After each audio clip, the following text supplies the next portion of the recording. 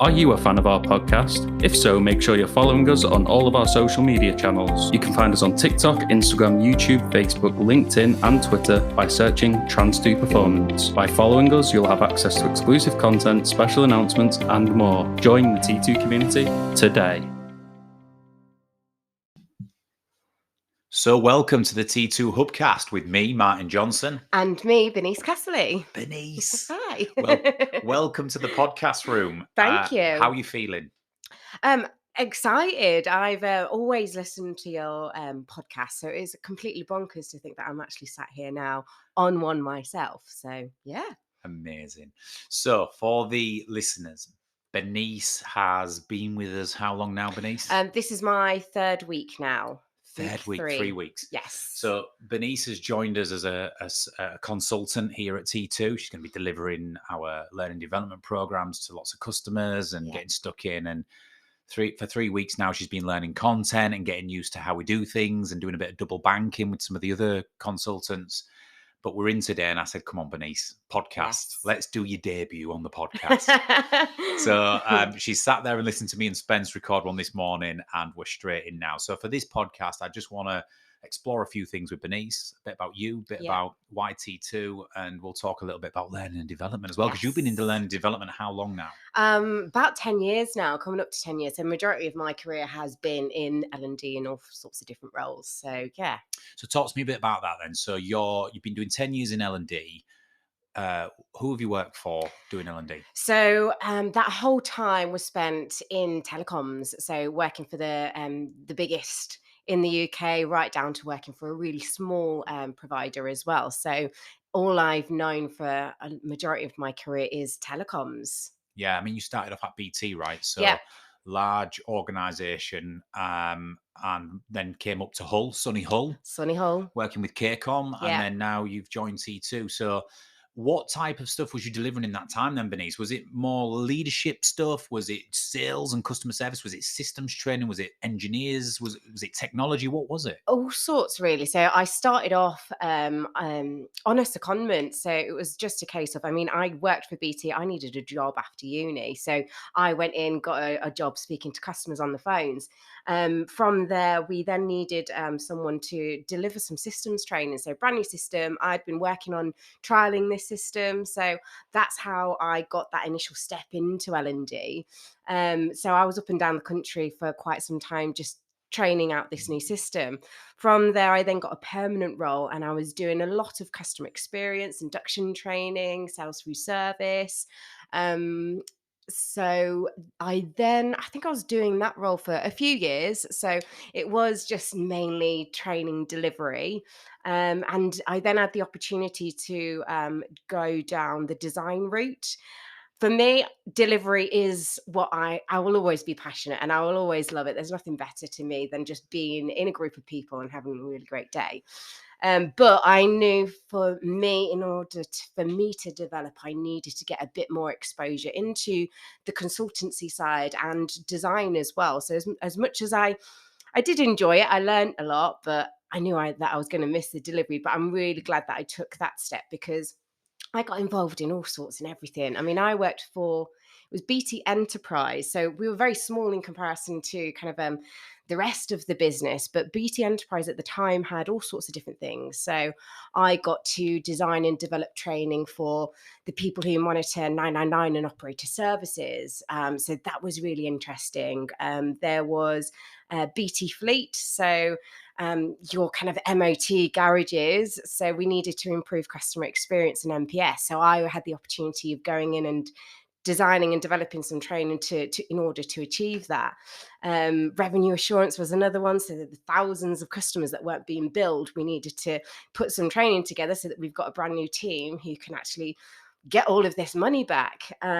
So yeah, that role was really great for me, because it gave me the opportunity to step outside of my background, which was customer experience and having great conversations with customers. Well, that'll give you moving around and designing and delivering different programs to completely different audiences. It would have built your skill set dramatically. I mean, I always say one of the reasons our consultants are really good here at T2 is because we don't just do the same thing over and over again. Yes. You know, you get a client brief, you work with your clients on what they're looking for. Yes, we have our portfolio of pillars, if you like, that we can either deliver or pluck from. But quite often it's about listening to the brief, understanding what the customer wants, and being able to then slightly design something bespoke to deliver against that need. And I think coming here to T2 now, you having done that for a number of years will really put you in good stead. Well, it already is. We can already see that. Yeah. So, okay. So you've spent 10 years doing a lot of different stuff, designing and delivering. Your passion is delivering. Yeah. I can see that as well. Why T2? So obviously you was aware of T2 from the outside. Like you just said, you listened to the podcast. Yes. So what was your thoughts on that? Was it just because I've always had this thing, Bernice, where internal learning and development teams are wonderful, and I've worked with some amazing ones, and I've worked with some not so amazing ones, let's say. Yeah.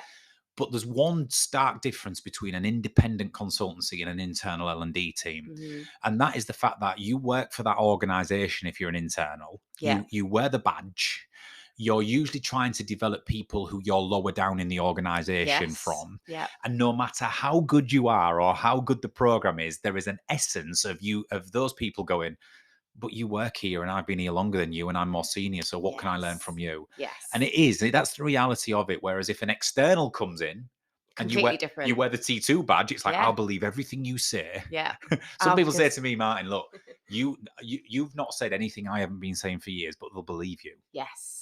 Yeah. And there's a value to that, isn't there? So much more credibility. Was that part of your decision to try and come and be an independent external consultant who can go into customers without wearing the badge and try and make a true difference? Yeah, that's always been a big goal for me. So having all of my experience been working for internal L&D teams at completely different scales and sizes, but that's always been a big thing for me, being able to actually go and support different types of businesses as well. But I suppose when I think about why T2, I mean, you guys, T2 has always been for me the game changers. They do things differently, and I love that. And for me, I knew that I needed to move on, and I needed to also learn myself. Naturally, as someone who works in L&D, I'm very passionate about learning. So I knew that in order for me to, I suppose, get out of my shadow self, I needed to actually get back to my 7 and learn and develop. And I've always been a massive supporter and fan, and I really love print as well. So I did my print 3 years ago. And that's always been something that I've wanted to learn more about as well. Yeah. So 3 weeks in, yes. How's the reality? Is it like, oh my God, this is bonkers. It's nothing I expected. I mean, you're still here, right? So yeah, I'm still here. I'm loving it. I mean, for me as well, I'm loving being in an office, being around people. It's something that, because of the pandemic, it put everything, of course, for everyone into kind of working from home. And my last organisation was very much flexible hybrid working, but I love being around people. So it's been great getting involved with the team and really enjoying it. Awesome. Right, let's move into learning and development, if you like, because obviously you've been delivering it for 10 years. Like us, you have vast experience in reading the audience and doing small groups to larger gigs, to doing virtual training, to on-site training, to one-to-one work. There's you've done it all. So what if I'm putting you on the spot here, Bernice, but if I was to say, what was your observations over those 10 years? If people are listening to this and they want to, whether you're a manager of a team, whether you're in learning and development, whether you're just trying to communicate more effectively, whether you want some of the stuff that you're saying to land and you want people's buy-in, what's your observation across all those years around what makes great learning and development experiences? What makes people have those light bulb moments? I know it's a cheesy saying, but what makes people change? What shifts a mindset from one position to another position where they finally get it and they're on board? Is there anything that you've probably discovered over the years that you would share as tips, if you like? Yeah, I mean, you hit the nail on the head there. Light bulb moment, and that's a big driver for me. I love making those light bulb moments. But actually, I suppose, what is a light bulb moment? And to me, it's It's creating a moment of impact, but a moment that's going to be memorable. So, and that memorable moment needs to have an impact so that people can go away and take something from it and do better and be better, perform better, whatever it is that that we're focusing on. And also as well, really think about how you're going to plan out whatever that learning method is. So it might be that let's say it's a 6, 7, 8 hour workshop. It simply isn't possible for every person sat in that room to be able to memorize, retain, and recite every single thing that's been said during that experience. So actually, what is the key message? What is it that people really need to know? It might be that people need to do something differently. Maybe they need to make a change in habit or behavior. So it's all of the planning that goes on before then. So making sure that, right, okay, I know that people are going to come here today and this is exactly what they need to take away from it. And then thinking about, well, what can I do in order to make sure that that little nugget is going to be memorable, so that when they leave and they can think back and think, oh my God, yes, I remember when I was in that group with Martin and this is what he did. It needs to be memorable in order for people to take it away with them. Yeah, I agree with that. And that's not just around training and for people who deliver L&D. That's for like managers who are doing team meetings. You know, Yes. If you've got 10 people in a room for 1 hour on a Monday morning or a Friday afternoon or whatever it is when you meet, and you want them to retain the 3% of information that you want them to retain, you've got to your point, you've got to start with the end in mind. Yes. Which is what we're going to have an hour here, but if they leave the room and go into the weekend, what is the one thing I need them to remember from today? Yes. And once I've decided upon that, how am I going to deliver it so it lands with impact and doesn't just get lost in the other hour of dialogue? And I think I was always taught early days in a larger consultancy when I was working out in Stanford in New York. I did some training myself on how to deliver. Mm-hmm. And the number one thing we got taught was to make it memorable, it has to either be emotive, it has to have an emotional connection to the audience, or it's got to be novel, i.e. I'm going to teach them something new that is useful, that they never knew before, information. So novel and emotional makes it memorable. Obviously, the way you deliver it is important as well. So when I'm thinking about the end in mind, I'm always thinking, okay, so how can I add a bit of emotion into this? How can I capture people's hearts and minds? Usually one of the best ways to do that is storytelling. 100%. People connect to stories so much more than they do slides and information, don't they? Yes, definitely. And if you're a leader and you stand up and you tell a story, which connects them to you personally, but the point you're trying to make, it's the most powerful thing, right? Definitely. Someone said to me once, people rate experiences based on how they're made to feel, not what they're made to do. And I 100% agree with that. And when you think about whether it be kind of a leader or a manager speaking to their team, trying to engage them, storytelling is fantastic because it sparks people's emotions and people buy into it. And straight away, you've got that engagement right there. And it links in. So once someone said that to me, so people rate experiences based on how they're made to feel, not what they're made to do. So that comes from theory from a guy called Daniel Kahneman, and he created the peak end rule.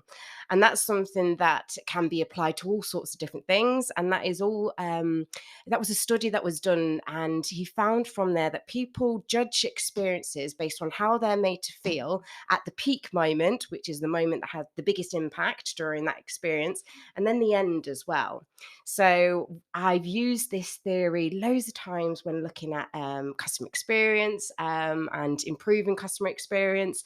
You can look at it for sales as well, but I like to think of it, you can apply that to learning or just how you engage with people as well. So for me, that is really important when it comes to thinking about sticking with learning, is when you're scraping and doing all of your analysis on what it is that you need to achieve, what are those memorable moments that's going to have an impact and it's going to spark that emotion within people, get that blood pumping, but also as well, how are you going to end it? Because first impressions, yes, really, really, really important.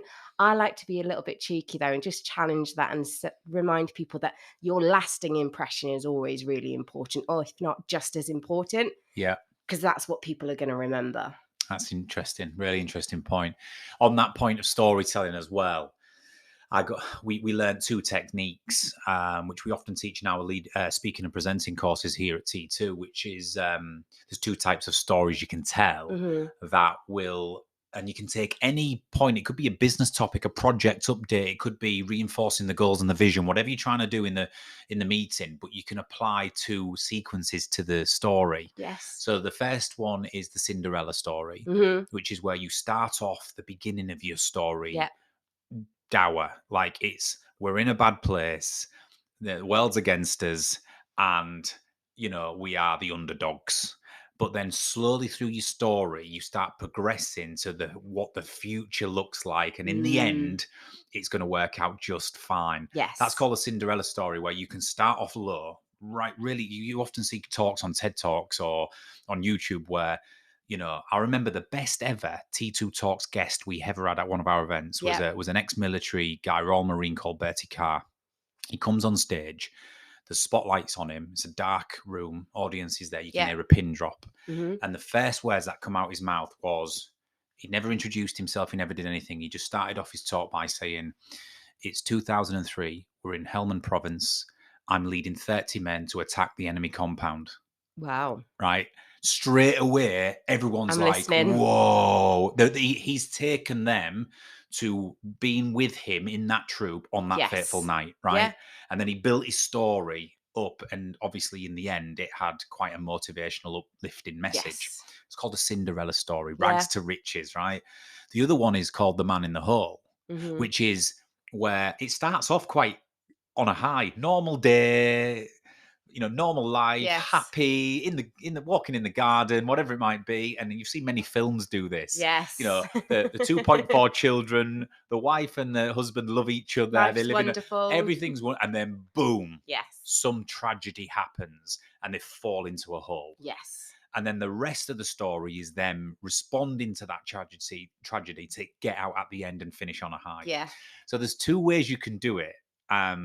There's probably a few more as well, but we always got 2 techniques. It's like, if you're going to start low, build up to the crescendo. Yep. And if you're going to start really nice with some positive messages, bang into the hole, you've got to recover again at the end. Definitely. That's what captures people's emotion. Yeah, you need that. Yeah. And that creates those peak moments as well that have an impact. I mean, if you look at films, so if you look at like a James Bond film, so that does it perfectly, because it might be that it starts off with that real dramatic music. There's always going to be a moment where everything's going well, and then he gets captured or he gets kidnapped, and you think, oh my goodness, what's going to happen to him? And then the reality is there's a big fight. He ends up winning, he ends up beating the baddie, and he gets the girl at the end. It ends on a high. But yeah, you need that in everything, in so many different things. So whether it be learning, you need that kind of that good difference in kind of what's the right word? What am I trying to say? Fluctuation. Yeah, absolutely. Yes. And I think if you look at any reality TV show now, whether it's Britain's Got Talent or anything, it's the age old. There's a sob story at the start of it. Yeah. And what you're doing is, it's very, very clever and it's thingy, but you're rooting for that person then to be good. Yes. So when they're amazing, tears are rolling down. My wife's constantly like, tears rolling down her eyes. Oh my God, because the emotional connection to them doing well is now greater than it was before. Yeah. And you got that from the get-go as well. Or someone who's got complete lack of confidence and they're very vulnerable and they're shaking. Everybody's rooting for them. Someone who struts on stage and says, I'm going to smash this out the park. Nobody's rooting for them. No. Right? I want you to fail. yeah, absolutely. So storytelling is really interesting. Now, people might be thinking, how do you apply that to a team meeting on operations update or sales numbers or whatever it might be? Well, you can. Right? You can definitely take people on a journey and say, look, guys, this is where we are right now. Yeah. And, including myself, we're struggling. Yeah. And it's tough out there. Right? And the spotlight's on us. Yeah. And then progress into, look, but can you imagine what it would feel and look like if at the end of this month we're sat at the top of the tree and we're the ones getting the recognition because we've turned it around and we've pulled it around, rather than just going into the numbers update. Yes. Just taking them on that little bit of an emotional journey. It's being open and honest. Great leaders do that, Bernice, really well, don't they? They do. Rather than, because some would just go straight into that meeting and it would just all be about the targets and the fact that we're not meeting them. We're 20% down month on month. we must hit an extra £300,000 of revenue in the next 30 days. Otherwise, there's going to be consequence. Yes. You know, and then it's like, and then you expect everybody to be behind it after that talk. And they're not. Right? No. Yeah. No, the people are just going to get defensive with that. I think as well, it's all about whatever the problem is at the beginning. So I suppose this is like your Cinderella story. So it might be that, we're not meeting targets, but it's creating a story, and also as well, getting people to think about, well, what's in it for me? Why do I need to listen? So good speakers do it really well, where they start off with, this is the problem, this is why you need to listen, this is why it's important. And if we're able to fix this problem, this is the benefit. If you're able to nail all of those things within that first kind of opening, then you've got that buy-in, you've got that engagement, and people are going to listen to you. And that's the art of storytelling, isn't it? Where you bring something alive in the mind of the audience. Yes. And the only way you can do that is by doing what we're talking around. Start with the end in mind. What's the value of this to you? Like I always start my talks, if I'm doing a stage talk or a conference talk, with, you know, this is who I am. This is how long I'm going to spend with you. Yes. Just to set their expectations. I've got 30 minutes today with you, and I want to use the time wisely. Yeah. And if you come with me and bear with me, here's what you're going to get from it at the end. Yes. And you can see everybody sort of shuffle back in their seats and go, okay, 30 minutes it is. Yeah. You've got me. Yeah. And as long as now I deliver on that promise. Yes. Because the worst thing is like, if I say, and I guarantee you that you'll take this away from it, and at the end they go, what the hell was that about? You know, then they're probably not coming back. But bringing something alive in the mind of the audience requires the art of storytelling, which means start with the end in mind. Yeah. And make that emotional connection and win hearts and minds. Yes. If you can put in there some novel information, which is like going to teach them something new that they didn't know, some information. Yes. They'll take that as well. Yeah. But it can't just be littered with that. I think the emotional thread is the more important one, but you've got to obviously have something to say. Yes. Can't tell a meaningless story and then at the end of it go, right, now you're all crying. That's me done. Any Q&A. You can't just do that, right? Thanks. Bye. The end. Yeah, I love that. So storytelling is important, certainly in L&D, and when you're trying to capture people's and give people those light bulb moments. Yes. Is there anything else that, in your experience, you would say makes really engaging meetings, sessions, training sessions, where you're trying to bring people in a certain direction? I think energy, and be very aware of how you show up, because I have seen certain facilitators or even kind of leaders, managers running meetings where they just don't have that energy, and straight away it doesn't engage people. That's something that's so important, and I think a lot of people don't realize exactly how important and how key that is. Right, you've just hit on something here, and I'm going to make a point because I think it's really interesting. Energy, the word you use there, is so important in delivering any talk, any meeting, any session. But don't mistake an energy for being loud, positive, commanding. That is a certain type of energy. Now, for example, know who you are, because I'm assuming, Bernice, you're probably going to be like me. We're quite high energy, as in our body language, our tone of voice, the speed at which we speak. All of a sudden, in the first 20 seconds, you're going to know, right, I know what these guys are about. I'm going to get full on energy and engagement today. Yeah. So for us, our energy is high, which means that sometimes, though, when we want to deliver our salient points in a session, my adjustment is going low. Same here, yeah. So I'm like, right, and if there's one thing you take from this today, let it be this. Yes. And then I hit the point really low and a bit slower. Yeah. Because my change in energy delivers the impact that way. Whereas, I'm going to use Dale as an example, a consultant here. If you've ever worked with Dale, you'll know what I'm talking about. He is like, his voice is like smooth. You know, he's velvet. He's like, you could sit there with him. He's got moderate, calm, articulate energy. Yeah. So he will gauge with you and talk to you. It's very easy to listen to. It's very concise and clear and articulate. Dale's change is to go up. Yes. So when he wants to hit a point, he smacks his hand and says, right, and listen, guys, if there's one thing you take from this, let it be this. His power is in going up. Yeah. So if you're out there listening to this and you're quite a quiet person and you're introverted, I think what Bernice is talking about is energy is so important. You've got to understand what type of energy you have. Yeah, be aware of your energy. But you've got to be able to take it up. If you're slightly low, you can't stay monotone all session. You lose people. Yep. And if you're high octane like me and you, yep. we're going to exhaust people if we stay high. Right? People are going to be tired. Calm down, please.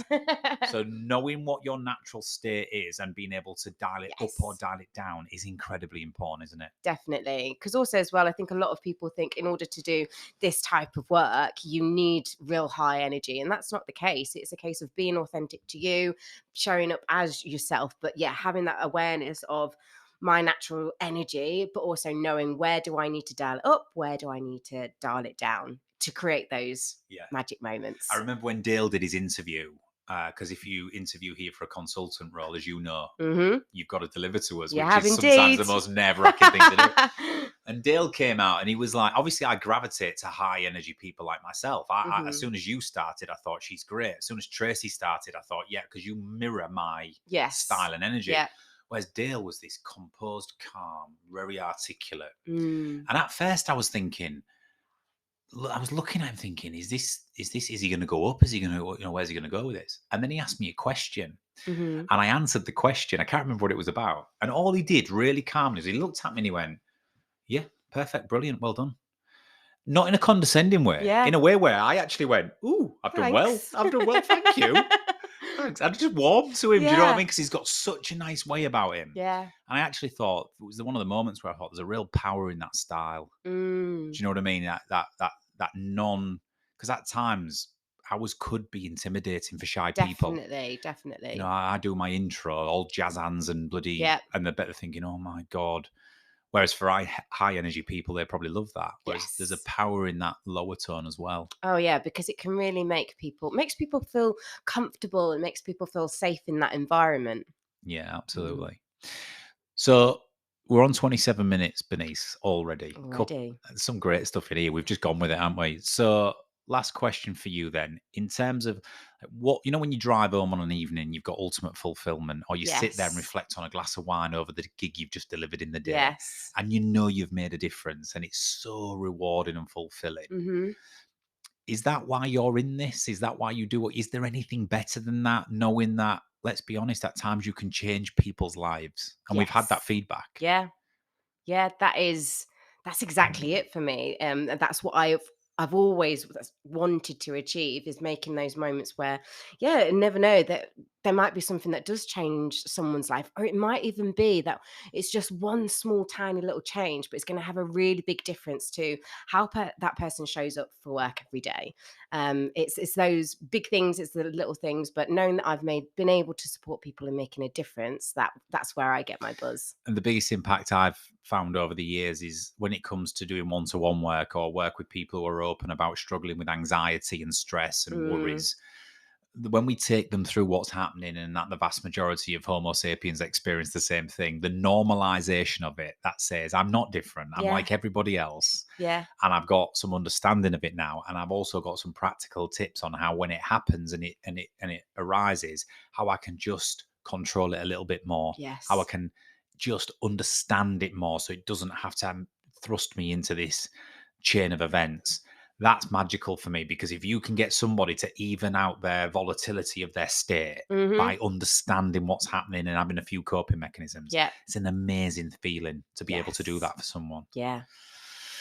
Bernice, I could talk to you all day. We will be back for plenty of podcasts, but I've got to say, for your first one, that is phenomenal. I'm sure the listeners will agree, but you're such a natural, and this half an hour has flown by. It's gone really fast. I think we'll call this the art of storytelling and the power of positive impact, or something like that, because we talked a lot about that, haven't we, in this podcast. Bernice, thank you very much. Thank you. And we'll be back shortly with another T2 Hubcast.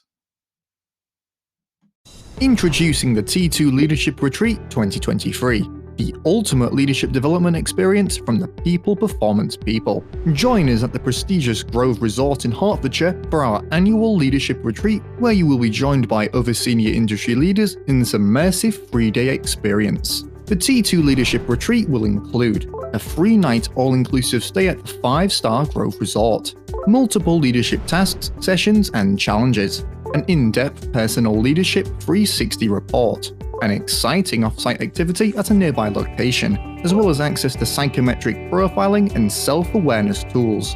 The retreat will be facilitated by experienced professionals from the world of business, the military, and professional sport, and will feature high-profile guest speakers Sir Dave Brailsford, Director of Sport for Ineos, and former New Zealand Rugby Union captain Sean Fitzpatrick. To book your place on the ultimate leadership experience of the year, or for more information, please contact help@trans2performance.com.